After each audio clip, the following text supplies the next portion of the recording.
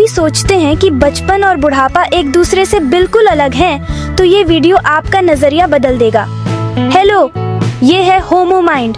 आइए साथ में सीखते हैं, वो भी मजेदार अंदाज में। चलिए मिलिए लियो से, एक छोटा सा बम, मतलब एनर्जी का बम।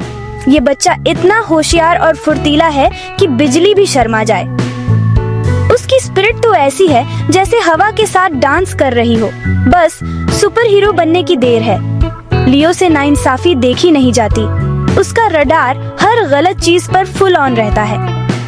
प्लेग्राउंड में अगर किसी का खिलौना छीन लिया तो लियो सुपरमैन की स्पीड से पहुंच जाता है। चेहरा सीरियस और डायलॉग, भैया खिलौना वापस करो वरना मम्मी को बुला लूंगा। अपने दोस्तों का दुख ऐसे फील करता है जैसे खुद का मोबाइल गिर गया हो। सीधा दिल पे लगती है। रात को बेचारा सपनों में उलझा रहता है।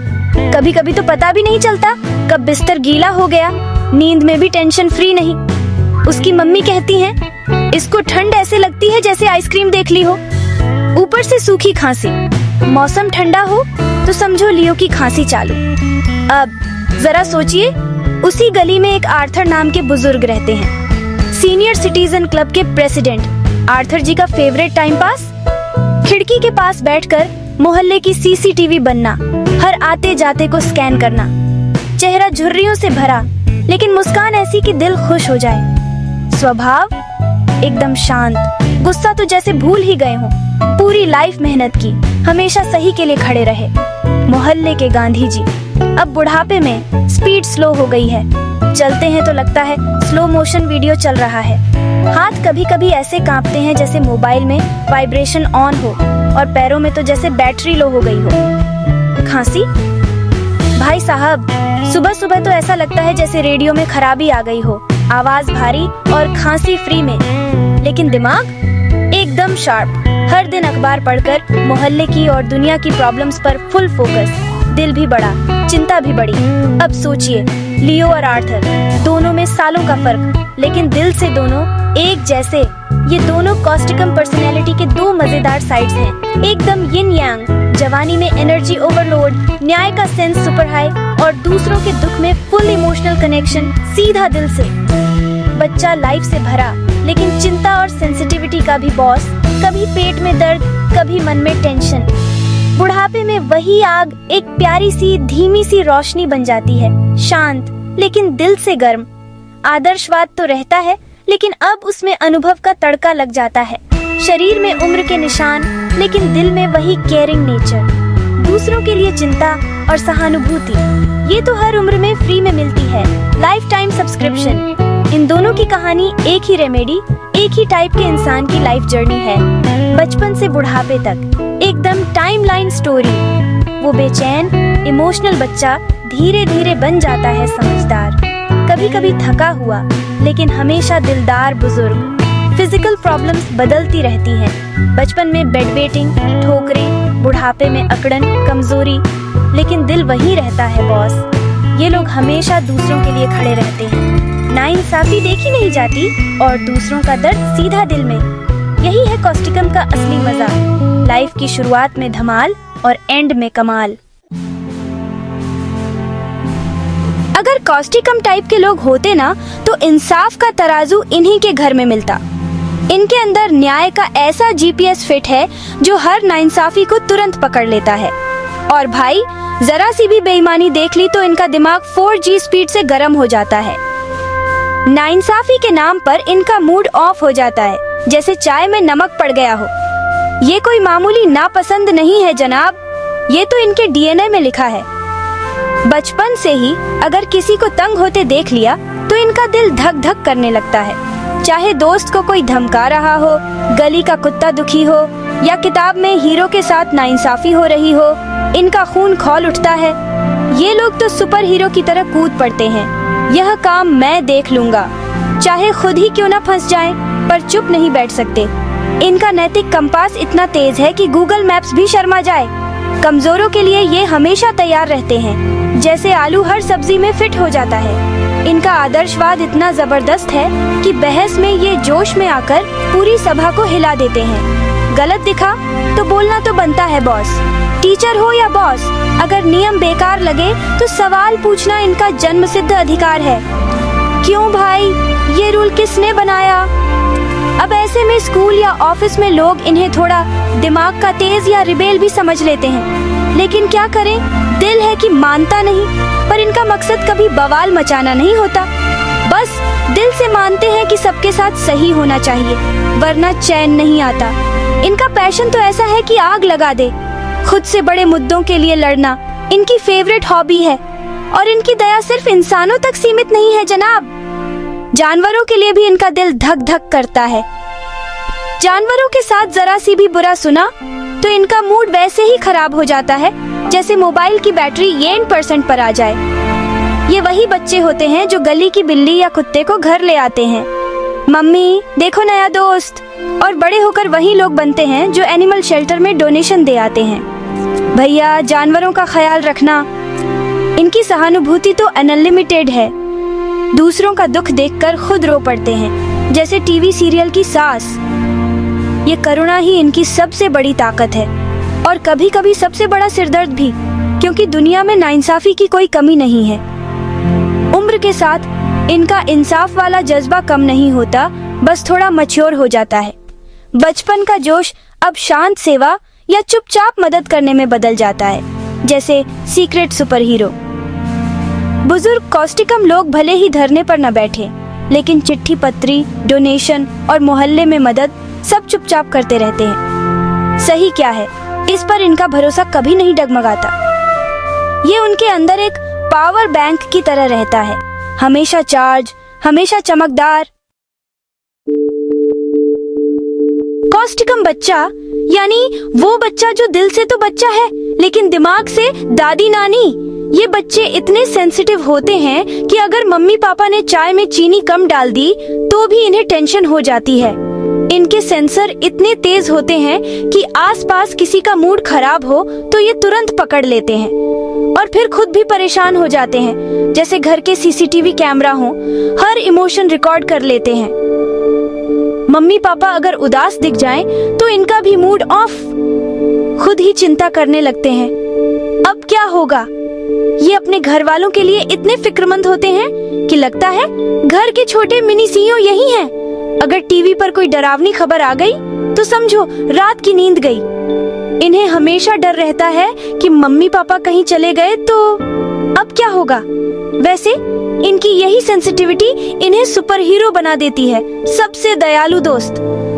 लेकिन बेचारे अपने छोटे कंधों पर पूरी दुनिया का बोझ उठा लेते हैं। और हाँ, इनकी एनर्जी, भाई साहब, ये बच्चे एक जगह टिक ही नहीं सकते, जैसे कुर्सी में स्प्रिंग लगा हो। क्लासरूम हो या घर, हर जगह घूमते रहते हैं। बैठ जा बेटा, ये डायलॉग घर में रोज चलता है। लेकिन ये मस्ती वाली एनर्जी नहीं है, ये है टेंशन वाली एनर्जी। अंदर ही अंदर कुछ ना कुछ चलता रहता है। पैर हिलाना, हाथ फड़फड़ाना, बार बार पोजीशन बदलना इनका फेवरेट टाइम पास। रात को तो इनकी बेचैनी और भी बढ़ जाती है। नींद, वो तो जैसे इनसे रूठ गई हो। दिमाग में दिन भर की टेंशन का रील चलता रहता है। नींद में बातें करना, अचानक चिल्ला देना, ये सब इनका नाइट शो है। डर तो इनका बेस्ट फ्रेंड है, हर वक्त साथ रहता है। अंधेरे से डर, अकेले रहने से डर, और वो जो अंधेरे में छुपा है उससे तो सबसे ज्यादा डर। इनकी इमेजिनेशन ऐसी है कि एक छोटी सी आवाज को भी मॉन्स्टर बना देती है। मम्मी, वो क्या था? ये डर इनकी सेंसिटिविटी से जुड़ा है। दुनिया कभी कभी इन्हें बहुत बड़ी और डरावनी लगती है, इसीलिए इन्हें अपने मम्मी पापा या केयर गिवर्स से बार बार गले लगने और तसल्ली की जरूरत होती है। इनके लिए घर का माहौल जितना शांत और प्यारा हो उतना अच्छा, वरना इनका नर्वस सिस्टम ओवरलोड हो जाता है। लेकिन चिंता के बावजूद इनका सोशल साइड भी कमाल का होता है। इन्हें दोस्ती और प्यार चाहिए, और जब ये अपनों के बीच होते हैं तो इनकी खुशी का ठिकाना नहीं रहता। ये अपने दोस्तों के लिए बेस्ट फ्रेंड फॉरएवर होते हैं, हर मुश्किल में साथ। लेकिन इनकी इंटेंसिटी कभी कभी ओवरडोज हो जाती है। छोटी छोटी बातों पर भी दिल टूट जाता है, जैसे किसी ने इनका फेवरेट खिलौना छीन लिया हो। ये बच्चे दिल से बहुत बड़े होते हैं, बस इन्हें चाहिए थोड़ा प्यार, थोड़ा धैर्य और कभी कभी एक एक्स्ट्रा हक। आखिरकार ये हैं full of life and worries, लेकिन दिल के सबसे प्यारे। कॉस्टिक सम बच्चे की सेहत का हाल पूछो तो भाई साहब, इनके शरीर में भी वही टेंशन और सेंसिटिविटी है जो इनके दिमाग में चलती रहती है। सबसे फेमस प्रॉब्लम, बिस्तर गीला करना। जी हाँ, रात को सोते सोते बिस्तर पर बारिश हो जाती है, जिसे डॉक्टर लोग नॉक्टर्नल एन्यूरिसिस कहते हैं, और मम्मी पापा सिर पकड़ लेते हैं। ये हादसा अक्सर रात के पहले हिस्से में होता है, जब बच्चा सपनों में खोया होता है और नींद इतनी गहरी होती है कि अलार्म भी हार मान ले। बेचारा बच्चा खुद भी नहीं जानता कब हुआ, लेकिन सुबह होते ही शर्म से मुंह छुपा लेता है। मम्मी, ये कैसे हो गया? ध्यान रहे, ये कोई शरारत नहीं है। असल में इनके नर्वस सिस्टम और गहरी नींद की जुगलबंदी का कमाल है। और अगर बच्चा टेंशन में हो, बहुत खुश हो या रात में ठंड लग जाए, समझो बिस्तर फिर से खतरे में है। अब आते हैं अगली लेवल की प्रॉब्लम पर, मोटर स्किल्स यानी हाथ पैर का तालमेल। ये बच्चे थोड़े अनाड़ी होते हैं, मतलब खेलते खेलते गिरना, ठोकर खाना इनका रोज का काम है। जूते के फीते बांधना या साफ सुथरा लिखना इनके लिए तो जैसे रॉकेट साइंस है। मेहनत की कमी नहीं है, बस नर्वस सिस्टम और मसल्स की दोस्ती थोड़ी कमजोर है। कभी कभी तो सोते सोते हाथ पैर ऐसे फड़कते हैं जैसे सपना आ रहा हो कि भागो कुत्ता आ गया। इनके शरीर में भी वही बेचैनी है जो इनके मन में चलती रहती है, एक जगह टिकना मुश्किल। स्किन प्रॉब्लम्स भी कॉस्टिक सम बच्चों की खासियत है। रैशेस, खुजली और क्या क्या मस्से, अरे ये तो जैसे इनका बेस्ट फ्रेंड है। बड़े दांतेदार खुरदरे, इन मस्सों की तो अपनी ही पर्सनैलिटी है।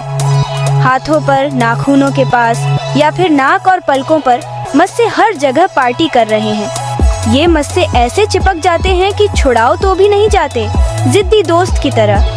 स्किन पर रैशेस या घाव भी हो सकते हैं जो धीरे धीरे ठीक होते हैं, जैसे छुट्टियों के बाद स्कूल जाने का मन। अंदर से भी ये बच्चे इमोशनली और फिजिकली दोनों तरह से हील होने में टाइम लेते हैं, धीरे धीरे, आराम से।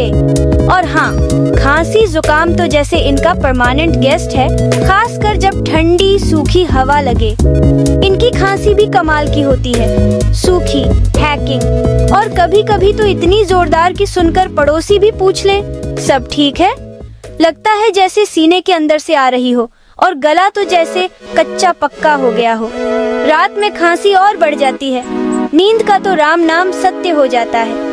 लगातार खांसते खांसते आवाज भी कर्कश हो जाती है, जैसे माइक खराब हो गया हो। ठंड से इनकी दुश्मनी पुरानी है, लेकिन जैसे ही ये गर्म और आरामदायक कंबल में घुसते हैं, समझो दुनिया फिर से रंगीन हो जाती है। जैसे जैसे कॉस्टिकम वाले लोग उम्र के उस पड़ाव पर पहुंचते हैं जहां बाल सफेद और यादें सुनहरी हो जाती हैं, वैसे वैसे जवानी के छोटे मोटे लक्षण अब बड़े बड़े झंडे गाड़ने लगते हैं। मतलब अब सबको दिखने लगते हैं।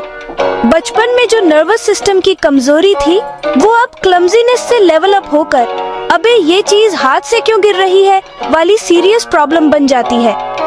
धीरे धीरे रेंगता हुआ पैरालिसिस बुढ़ापे में कॉस्टिकम का वीआईपी सिम्टम बन जाता है, मतलब बिना बुलाए मेहमान की तरह आ जाता है। ये पहले उंगली या पलक में हल्की नमनेस से शुरू होता है, फिर धीरे धीरे फैलता है, जैसे व्हाट्सएप पर फॉरवर्डेड मैसेजेस। अब पकड़ DDH इतनी ढीली हो जाती है कि कप या पेन भी हाथ में टिकना मुश्किल। कहीं चाय गिर गई, कहीं साइन करने में पेन भाग गया।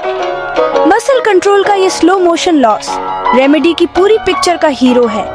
धीरे धीरे सब कुछ स्लो हो जाता है, बस टाइम नहीं रुकता। ये कमजोरी चलने फिरने में भी टांग अड्ढाती है, लिटरली।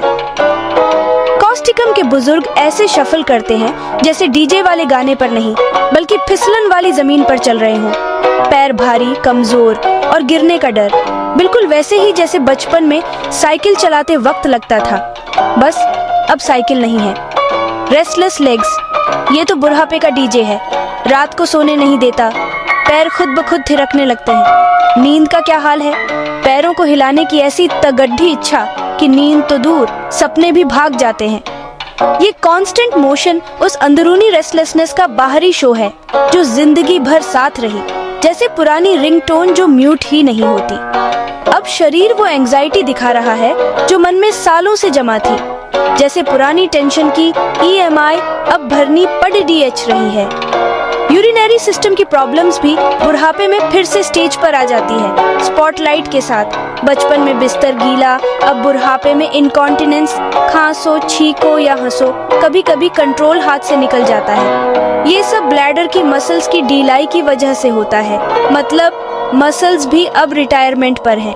कभी कभी पेशाब करने में भी दिक्कत, जाने की जरूरत है पर बॉडी कहती है अभी नहीं, थोड़ा इंतजार करो। ये पैरालिसिस और कमजोरी की पूरी थीम है। रेमेडी की ब्लॉकबस्टर स्टोरी, जो बॉडी कभी स्ट्रॉन्ग थी अब धीरे धीरे अपनी ताकत और कंट्रोल खो रही है, जैसे पुराना मोबाइल, चार्जिंग जल्दी खत्म। जॉइंट्स और कनेक्टिव टिश्यूज भी अब ट्रबल मेकर बन गए हैं, हरकत में स्टिफनेस और दर्द का तड़जिका।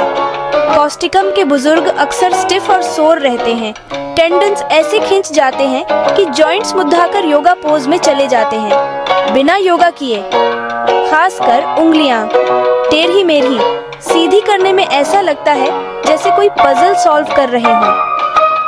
आर्थराइटिस भी हो सकता है, जिसमें दर्द ऐसा लगता है जैसे कोई अंदर से खींच रहा हो या कोई पुराना बिल याद दिला रहा हो। दर्द ठंडे सूखे मौसम में बढ़ा जाता है और गर्मी में थोड़ा आराम, मतलब हीटर और रजाई अब बेस्ट फ्रेंड है। शरीर अब एक लंबी जिंदगी का रोड मैप है, हर स्टिफनेस, हर कमजोरी, हर दर्द जैसे पुराने जमाने की यादें, बस थोड़ी ज्यादा फील के साथ। चलिए बात करते हैं कॉस्टिकम वालों की आवाज की। भाई, इनके लिए गला मतलब सब कुछ, लिटरल भी और थोड़ा फिल्मी अंदाज में भी।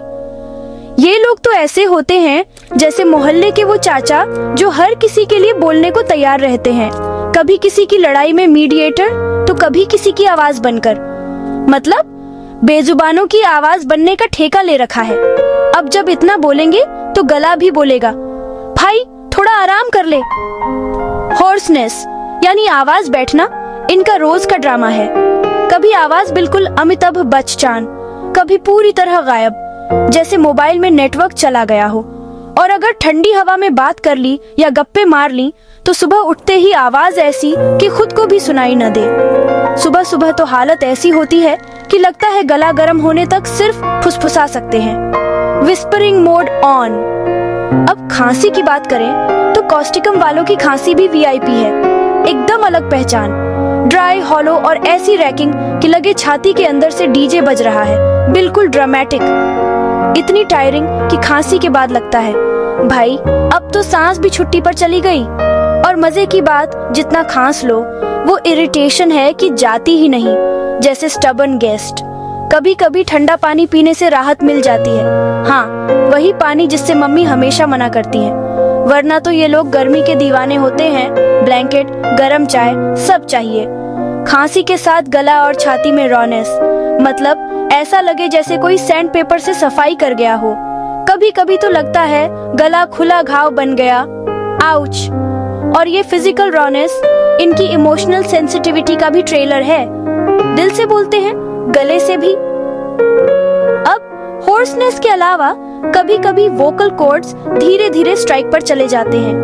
पैरालिसिस मोड, ये उसी क्रीपिंग पैरालिसिस का हिस्सा है जो कॉस्टिकम वालों के पूरे सिस्टम को स्लोमो में डाल देता है। पब्लिक स्पीकर्स, सिंगर्स, टीचर्स जिनकी रोजी रोटी आवाज पर टिकी है, उनके लिए तो ये गला धीरे धीरे धोखा देने लगता है। आवाज जल्दी बैठ जाती है और फिर उठने का नाम नहीं लेती, जैसे सोमवार की सुबह। और कभी कभी तो गला पूरी तरह से नो नेटवर्क, बोलो ही मत। सोचिए किसी ऐसे इंसान के लिए कितना बड़ा झटका है जिसकी पहचान ही बोलने और अपने आइडियाज शेयर करने से है। अपनी आवाज खोना मतलब अपना पर्पस खो देना, जैसे बिना वाईफाई के स्मार्टफोन। गले और दिल का कनेक्शन यहाँ बहुत गहरा है। Voice gone, spirit down. Causticum वाले अंदर से जलते हैं, कन्विक्शन से, इनजस्टिस के खिलाफ लड़ने की आग से। लेकिन जब एक्सप्रेशन ब्लॉक हो जाए, चाहे बीमारी से या हालात से, तो फ्रस्ट्रेशन और सैडनेस का लेवल नेक्स्ट लेवल हो जाता है। होर्सनेस और वोकल वीकनेस, जैसे किसी ने म्यूट बटन दबा दिया हो, physical sign of being silenced, या फिर दूसरों के लिए लड़ते लड़ते खुद थक जाना, रिचार्ज नीडेड। गला, जो इनकी पैशनेट स्पीच का चैनल है, वही अब सफरिंग का हॉटस्पॉट बन जाता है। और यही दिखाता है कि इनकी दयालुता और दूसरों के लिए लड़ने का जुनून कभी कभी खुद के लिए भारी पड़ जाता है। दिल से बोलो, गले से भी।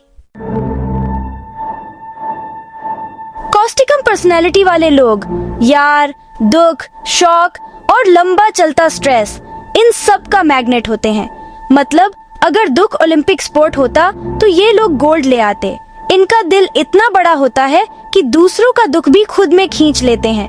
और फिर माइंड और बॉडी दोनों बोल उठते हैं, भाई थोड़ा आराम कर ले। कई बार तो इनकी बीमारियों की शुरुआत भी इमोशनल ड्रामा से होती है, जैसे किसी अपने का चला जाना, या कोई बड़ा हार्ट ब्रेक, या फिर व्हाट्सएप पर गुड मॉर्निंग के 50 मैसेज आ जाना, या फिर कोई ऐसी घटना देख ली जो दिल दहला दे। बस फिर तो दिमाग में रिपीट टेलीकास्ट चालू। और भाई ये लोग दुख भूलते नहीं, ये तो उसे प्लेलिस्ट में डालकर बार बार सुनते हैं। ग्रीफ इनके अंदर ऐसे बैठ जाता है जैसे पुरानी चाय की दाग, जितना रगड़ो उतना गहरा, और फिर वही दुख, वही बातें बार बार दिमाग में घूमती रहती हैं। रिप्ले मोड ऑन, इतना पुराना दुख भाई बॉडी भी बोल देती है अब मुझसे नहीं होगा, और हेल्थ डाउनहिल जाने लगती है। इनकी एंजाइटी भी बड़ी फिल्मी है, हमेशा दूसरों की चिंता, खुद की नहीं। बाकी लोग अपनी सेहत या ईएमआई की टेंशन लेते हैं, लेकिन कॉस्टिकम वाले रात में किसी बीमार दोस्त, परेशान फैमिली मेंबर या टीवी पर देखी किसी दुखद खबर के बारे में सोच कर जागते रहते हैं। सोऊं या चिंता करूं, दूसरों के लिए अलर्ट रहना, हर वक्त चिंता करना, इनका नर्वस सिस्टम भी बोल देता है भाई छुट्टी चाहिए। और फिर माइंड में डर, नेगेटिविटी सब घुस जाता है। हमेशा वर्स्ट केस सिनेरियो रेडी, अगर कुछ हो गया तो। इनकी इमेजिनेशन तो सीआईडी से भी तेज है, लेकिन ये नेगेटिव नहीं है, बस दुख और दर्द को बहुत गहराई से महसूस करते हैं। दिल से इतना स्ट्रेस भाई बॉडी भी बोल देती है अब तो हड्डियां भी दुखेंगी। इमोशनल टेंशन इनके classic physical symptoms, restless legs, bladder की प्रॉब्लम, जॉइंट्स में दर्द, सबको एम्पलीफाई कर देता है। और ये सब शुरू होता है एक अच्छे खासे इमोशनल ड्रामा के बाद, जैसे डेली सोप में ट्विस्ट। बॉडी भी बोल देती है इतना इमोशनल लगेज कौन उठाए। माइंड और बॉडी का कनेक्शन कॉस्टिकम में तो बिल्कुल वाईफाई जैसा है, सिग्नल कमजोर तो सब गड़बड़। सोशल सिचुएशंस में एंजाइटी का लेवल ऐसा कि पार्टी में भी ये लोग वॉल फ्लावर बन जाते हैं, बस कोई बात ना करे मुझसे। और जैसे जैसे उम्र बढ़ती है ये और भी शाय हो जाते हैं, पार्टी में भी इनविजिबल मोड ऑन। लेकिन बचपन में अरे तब तो ये बच्चे सबसे सोशल, सबसे मास्ट। बड़े होते होते विथड्रॉवल मोड, न कि लोग बुरे हैं, बस एनर्जी की बैटरी जल्दी डाउन हो जाती है। सोशल इंटरेक्शन इनके लिए जिम वर्कआउट जैसा, थोड़ा किया और थक गए। इतने सेंसिटिव कि ग्रुप में रहना मतलब भाई ओवरलोड हो गया। इसीलिए इनको चाहिए थोड़ा मी टाइम, नेटफ्लिक्स, चाय और शांति। इनकी सोशल लाइफ हमेशा एक बैलेंस एक्ट है, कनेक्शन की चाह और दुनिया के दुखों से बचने की कोशिश। मतलब दिल भी बड़ा और डर भी बड़ा, कॉस्टिकम स्टाइल। अब भाई कॉस्टिकम को समझना है तो थोड़ा कंपैरिजन जरूरी है, जैसे मम्मी के हाथ का खाना और बाहर का पिज्जा। चलिए 2 और रेमेडीज की बात करते हैं, जिनमें भी ड्रामा और इमोशन का फुल ऑन टटका है। सबसे पहले एंट्री होती है फास्फोरस की, पार्टी की जान, सबका प्यारा और हर किसी का दोस्त। कॉस्टिकम और फास्फोरस दोनों ही दिल के बहुत अच्छे, सुपर सिंपैथेटिक और सोशल बटरफ्लाई टाइप होते हैं। ये लोग दूसरों के इमोशंस को ऐसे पकड़ लेते हैं जैसे वाईफाई सिग्नल, जहां दुख दिखा वहीं कनेक्ट हो गए। लेकिन फास्फोरस की सिंपैथी थोड़ी फिल्मी होती है, बबली, एक्साइटेड और हर जगह फैली हुई, जैसे दिवाली की लाइट्स। ये लोग लिटरली स्पार्कलर्स की तरह होते हैं, जहां गए वहां एनर्जी और वार्मथ फैला दी। लेकिन अटेंशन भी व्हाट्सएप स्टेटस की तरह जल्दी बदल जाता है। इनकी एंजाइटीज भी कम इंटरेस्टिंग नहीं। अकेले रहना, थंडरस्टॉर्म या बीमार पड़ना, मतलब डरने की पूरी लिस्ट रेडी रहती है। अब आते हैं कॉस्टिकम वाले।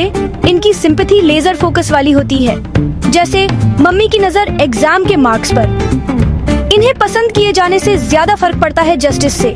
किसी के साथ गलत हुआ तो ये रॉबिन हुड बन जाते हैं। इनकी एनर्जी बबली नहीं बल्कि फायरी आइडियलिज्म वाली होती है, जैसे चाय में एक्स्ट्रा अदरक। फास्फोरस वाला दोस्त रोते हुए को हग करके बोलेगा, अरे यार सब ठीक हो जाएगा।